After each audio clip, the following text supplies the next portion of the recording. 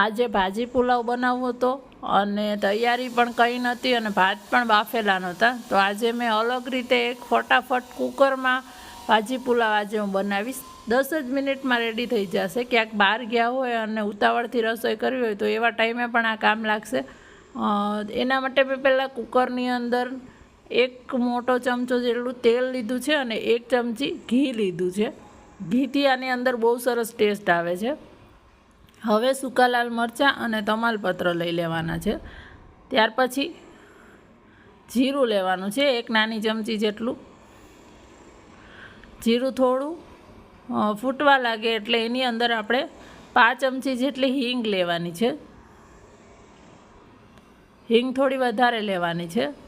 ત્યાર પછી 1 મોટી ચમચી આદુ લસણની પેસ્ટ લેવાની છે. આમાં આદુ લસણનું પ્રમાણ થોડુંક વધારે રાખવાનું, એનાથી એનો ટેસ્ટ બહુ મસ્ત લાગશે. એટલે આપણે જે રીતે પાઉંભાજી બનાવીએ ત્યારે બધા મસાલા અને વધારે એડ કરીએ એ જ રીતે અત્યારે મસાલા કરવાના છે. તો અત્યારે હવે 1 મોટી ડુંગળીને મેં આ રીતે ઊભી સમારીને લઈ લીધી છે.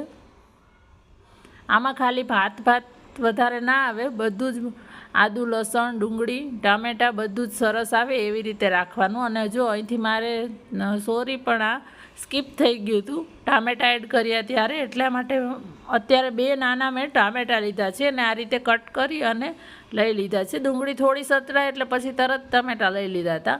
અને હવે એની અંદર આપણે અડધો નંગ બીટને આ રીતે છીણી લીધું છે. બીટ છે એ કાચું જ લીધું છે મેં. થોડીક વાર આ રીતે ઘીમાં બીટને સાતળવાનું છે, એનાથી એનો કલર અને ટેસ્ટ બહુ જ સરસ લાગશે. અને આવી રીતે આપણે એડ કરીને આપી દઈએ ને તો ઘરમાં ખબર પણ નથી પડતી કે આપણે બીટ ખવડાવી પણ દઈએ છીએ. હવે જો આ રીતે ચટણી જેવું થોડુંક થવા દેવાનું છે. મોટા ચંક્સ ટામેટાના મેશ કરી દેવાના.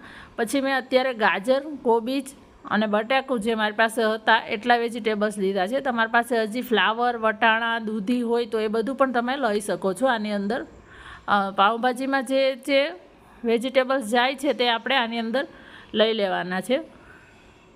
હવે આ રીતે સરસ મિક્સ કરી લેવાનું છે.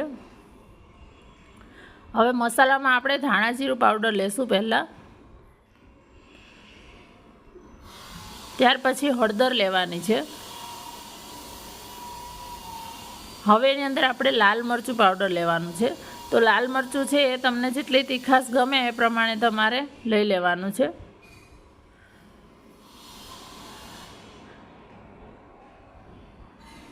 એક ચમચી ધાણા જીરું, અડધી ચમચી હળદર, 1 ચમચી લાલ મરચું અને 1 ચમચી જેટલો પાવભાજી મસાલો મેં અત્યારે એડ કર્યો છે. પાવભાજી મસાલો થોડોક વધારે આની અંદર એડ કરેલો છે, કારણ કે આપણે બીજા કોઈ ખડા મસાલા કે એડ નથી કર્યા, એના લીધે આનાથી જ સરસ ટેસ્ટ આવશે. હવે આ મસાલાને વેજીટેબલ્સને બધું સરસ ગેસ મીડિયમ રાખી અને સાતળવાનું છે. આ મેં 10 મિનિટ જેવા પલાળેલા ચોખા લીધા છે. અત્યારે હું જીરાસર ચોખા લઉં છું. તમે બાસમતી કે કોઈ પણ ચોખા તમે જે ખાતા હોય એ લઈ શકો છો. ચોખાને પલાળીને થોડો રાખો તો વધારે સારું. પણ અત્યારે મેં જે આ વેજીટેબલ્સ કટ કર્યા છે એટલી જ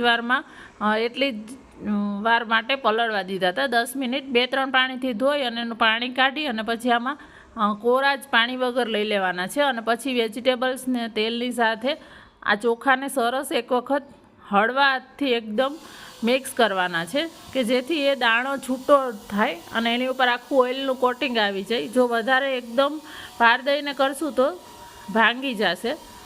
હવે આમાં જોતા પૂરતું પાણી લેવાનું છે. તો આ બધું જ ડૂબી જાય ને એટલું પાણી આપણે આની અંદર લેવાનું છે. બહુ વધારે પાણી નથી લેવાનું. હવે આપણે પાણી એડ કર્યા પછી સ્વાદ પ્રમાણે મીઠું લઈએ છીએ. એક વખત એક ઉભરો આવી જાય પછી એકદમ હળવા હાથથી આની અંદર એક વખત હલાવી લેવાનું છે, ચમચો ફેરવી લેવાનો એટલે મીઠું મિક્સ થઈ જાય અને સરસ બધું મિક્સ થઈ જાય. હવે આને ફાસ્ટ ગેસ પર 1 સીટી, મીડિયમ ગેસ પર 1 સીટી, એવી રીતે 2 સીટી કરી અને કુકરને ઠંડુ થવા દેવાનું છે. ઠંડુ થાય પછી આ રીતે એને સીટી ખોલી લેવાની છે. એની વરાળ નીકળી ગઈ પછી આ રીતે ચમચો બધી સાઈડથી એક વખત ખાલી હળવા હાથથી એને ફ્લફ કરવાના છે. બસ હવે આને જો આ રીતે થઈ ગયા છે. હવે એને એકદમ ઠંડા થવા દેવાના છે અને ઠંડા થાય પછી આપણે એને સર્વ કરવાના છે. તો જો સરસ એકદમ છૂટા એવા આ ભાત તૈયાર થાય છે. વિડીયો ગમે તો તમે લાઈક કરજો અને આગળ પણ શેર કરજો.